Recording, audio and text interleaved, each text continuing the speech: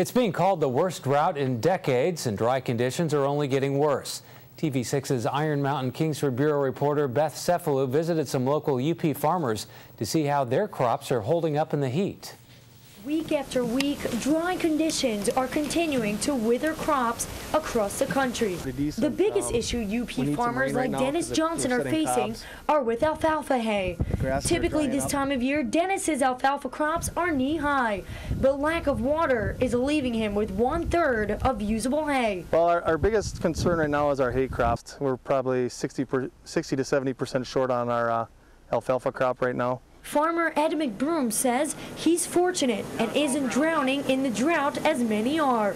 But he says unless Michigan gets rain soon, the forecast for the Upper Peninsula's farmers isn't looking good. Certainly praying that all of us get the rain that we need so we can have decent crops and continue to make a good product for everyone.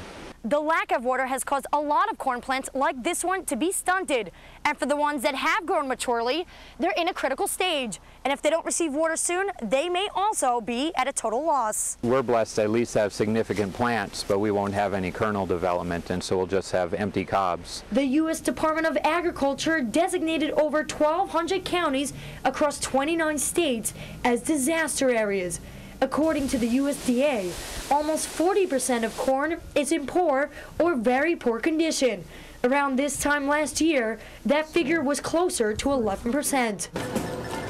The future forecast for consumers isn't looking any brighter.